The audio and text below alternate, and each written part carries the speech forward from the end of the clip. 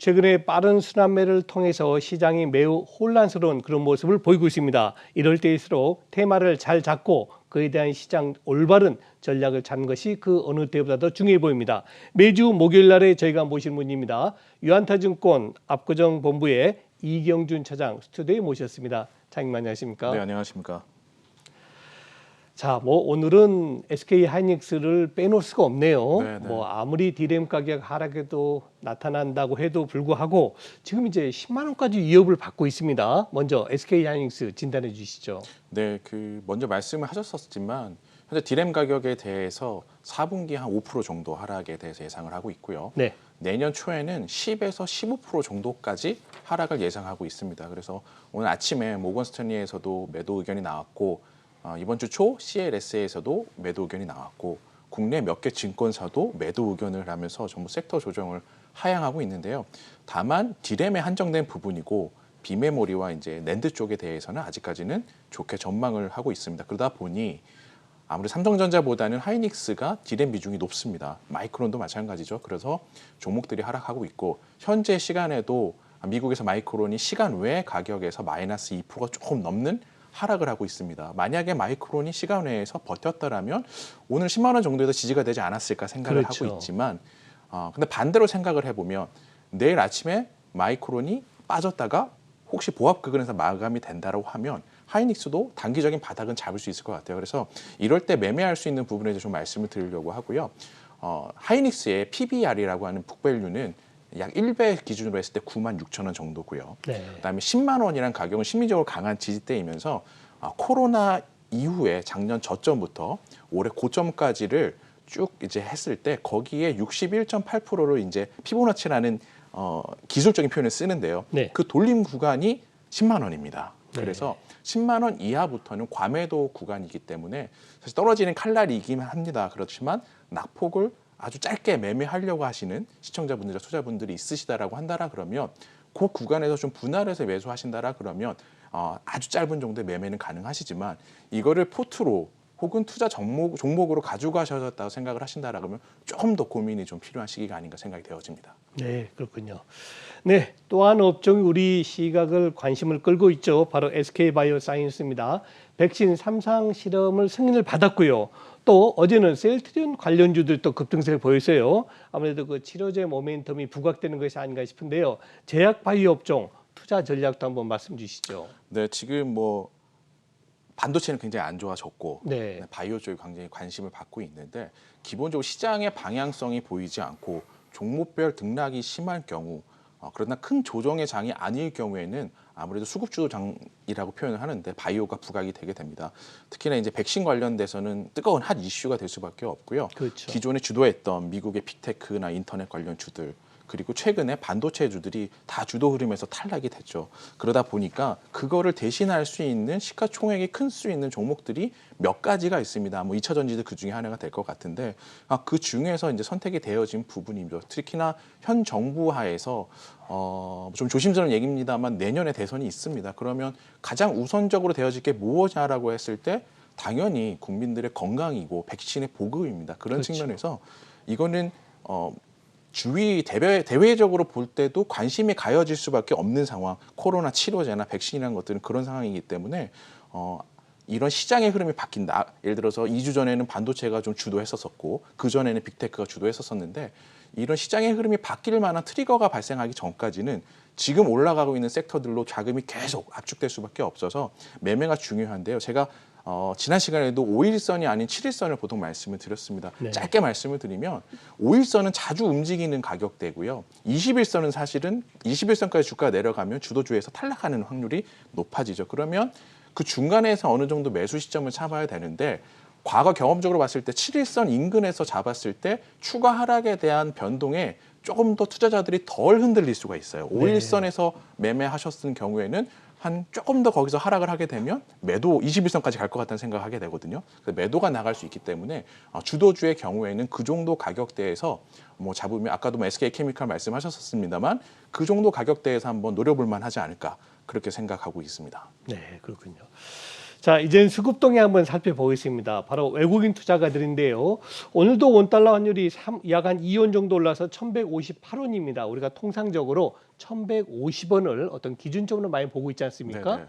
그래서 이걸 넘어가면 외국인들 입장에서는 큰일 났네 이런 생각 들 텐데 외국인들 수급 동향 한번 살펴주시죠. 네, 그 1,150원이라는 것은 과거 경험적으로 봤을 때 많이 이제 저항이 됐던 가격이더. 근데 저희가 이제 이거를 차트화 시켜서 환율을 보게 되면 장중에는 1,160원까지 간 적도 있습니다. 그래서 저는 1,155원과 1,160원이 박스권 상단이라고 현재 시장에 생각하고 있고요. 반대로 내려갔을 경우에는 1,140원 정도가 거의 하단이었었기 때문에 1,145원과 1,140원인데 이거를 이용한다라고 하면 지난 시간에도 제가 잠깐 언급했습니다만 박스권 상단에서는 매수를 하고 하단에서 오히려 안정되게 되면 단기 차익 거래를 하는 거죠. 그래서 1,158원이라고 하면 저는 개인적으로는 지금 시점에서 뭔가 주식을 사야 될 만한 것들을 찾아봐야 되지 않을까 좀 생각을 하고 있고요. 오늘 만기일입니다. 그리고 외국인들이 만기를 맞아서 8월 초에 4만 계약 정도 선물 매수를 했었다가 전일까지 해서 그 계약들을 전부 다 환매를 쳤기 때문에 추가적으로 나올 수 있는 그러니까 해외 시장이 견조하다라고 하면 현재 시점에서 강하게 매도할 만한 시장의 어떤 악재 요인들은 현재서 보이지 않습니다. 그리고 달러 인덱스라고 하는 지표가 있습니다. 이건 선진국 대여섯 개 화폐를 가지고서 이제 달러를 구성한 건데 전일 아주 작지만 직전 고점에 걸리면서 음봉이 나왔어요. 그 얘기는 오늘 움직임이 중요하겠지만 해외 시간에서 추가적인 반등이 없다라고 한다면 1,160원과 58원 인근이 단기적인 바닥이 될 수 있지 않을까 생각을 하고 있어서 이후에 저희가 이제 선물 만기일도 옵션 만기일도 오늘 끝나게 되는 부분이니까 오히려 이제 환율 쪽으로 보게 되면 아래로 갈 수 있는 확률이 높아지고 수급도 좋아질 수 있는 확률. 왜냐하면 전부 비었기 때문이죠. 그렇죠. 그런 생각을 하고 있습니다. 네, 그렇군요. 특히 최근 들어서는 순환매가 워낙 빨리 일어나기 때문에 주도주가 없는 장이라는 말도 있는데요. 이런 가운데 정말 이렇게 빠른 순환매가 나올 때는 어떤 투자 전략을 가지고 있어야 되며 또 관심주는 어떤 주를 관심을 둬야 될까요?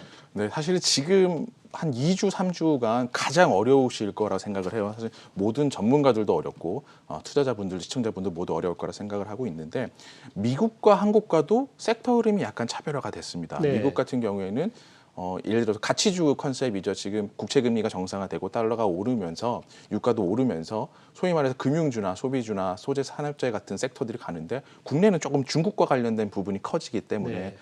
좀 달라진 부분들이 있고요. 국내는 철저하게 실적을 기반하고 섹터의 성장이 기반된 섹터로 자금이 강하게 몰리고 있습니다.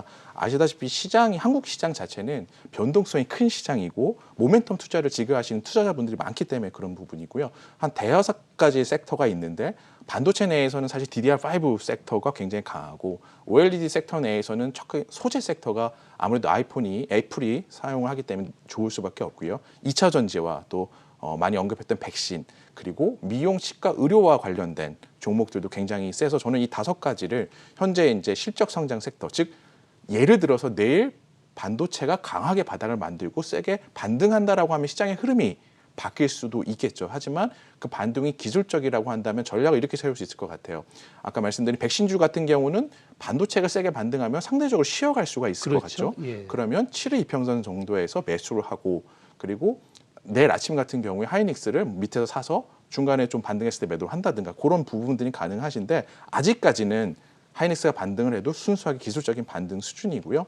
또 박스권 트레이딩 할 때 제가 환율 말씀드렸지만 그 구간대 또 진입을 한 상황이고 지수도 보면 최근에 한 3,200 수준, 코스닥도 한 1,050 수준에서는 하방에 대한 지지력이 보이고 있어서 그런 말씀드린 5가지 성장 섹터에 대해서 5일선보다는 좀 7일선 인근일 때 한번 매수하시면 좋지 않을까 생각을 하고요. 제가 오늘 말씀드릴 종목도 그 성장 섹터와 관련된 종목입니다. 네, PNT라는 종목이고요. 2차 전지가 이제 완성 업체가 있고 소재가 있고 장비가 있는데 지금은 소재가 가장 세고요. 그다음에 장비단으로도 일부 매기가 올라가는 모습을 보이고 있습니다. 그래서 PNT라는 종목을 말씀드리고요.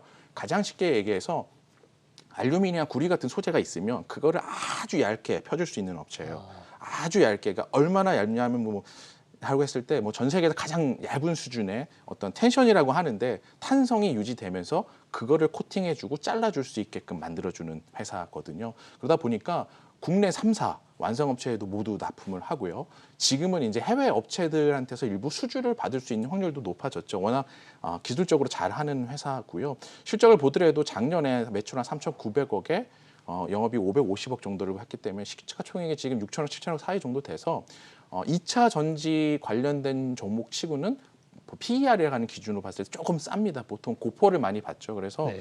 지금 12배, 13배, 뭐 많이 가도 14배 정도 수준이기 때문에 이런 것들을 감안했을 때 순환이 돈다라고 했을 때 지금 현재 실적과 성장 섹터 같은 내에서 순환 돈다라고 했을 때 P&T라는 종목을 오늘 아침에 사실 이 종목을 볼 때 7일선 인근에 있었어요. 그래서 말씀드렸는데 지금은 아마 조금 올랐던 것 같긴 합니다. 그래서 제가 종목을 말씀드릴 때는 바로 사시기보다는 본인이 시장 상황에 맞는 원칙을 세우시고 그 기준에 맞춰 사셔야 되고요. 저는 지금 시간까지는 급등주는 7일선이 기준입니다. 그래서 7일선에 좀 매수하시는 전략이 유효하다 생각합니다. 네, 그렇군요.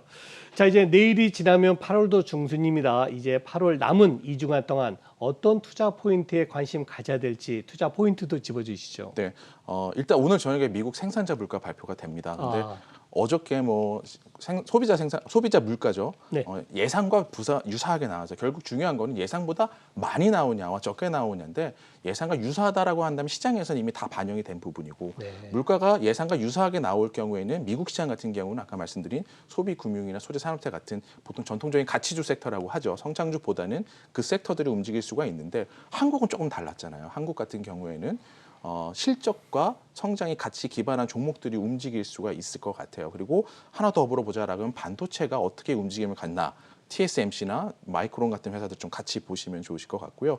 내일이 되게 되면 금요일입니다만 중국 기준에서 이제 산업 생산, 소매 판매, 고정자산 투자 세 가지가 발표가 되는데 네. 사실 크게 걱정할 필요는 없으신 게 최근에 중국과 국내 증시가 약간 비동조화됐습니다. 그래서 네. 이 지표들이 안 좋게 나오더라도 시장에 크게 악하게 작용할 필요는 시장에 작용하지 않는다 생각을 하고 있고요. 다음 주에 돌아가게 되면 18일 날 이제 FOMC 의사록이 나오면 FOMC라는 단어가 들어가면 항상 테이퍼링이 우려가 되겠죠. 근데 개인적인 생각으로서는 원론적인 수준에서 크게 벗어나지 않을 것 같습니다. 그래서 큰 변수는 아닐 것 같고요. 마지막으로 다음 주 목요일 날인데 테슬라가 이제 AI 데이라 그래서 자율주행과 그다음에 인공지능 관련된 이런 앨런 머스크의 발언이 있을 수가 있는데 여기서 이제 포인트 잡을 수 있는 건 지금과 같은 실적과 성장을 시장이 좋아한다라고 했을 때 국내의 경우 자율주행 관련된 테마들이 좀 최근에 메타버스 관련된 테마가 쉬고 있잖아요. 그러니까 그런 것들에 대한 종목들을 이제 이번 주에 관심 종목에 놔두시고 한번 확인해서 볼 필요는 있을 거라 생각하고 결론을 말씀드리면 큰 변수는 시장에 없기 때문에 지금처럼 좀 종목들로 쏠리는 장이 나올 것 같고요. 가장 큰 관심이 반도체이기 때문에 미국 시장 종목들 보시고 내일 아침에 대응하시면 좋을 것 같습니다. 네, 그렇군요. 네, 지금까지 시장 그리고 관심 종목까지 자세하게 설명 주신 분은 유한타증권 압구정본부의 이경준 차장이셨습니다. 차장님 감사합니다. 네, 감사합니다.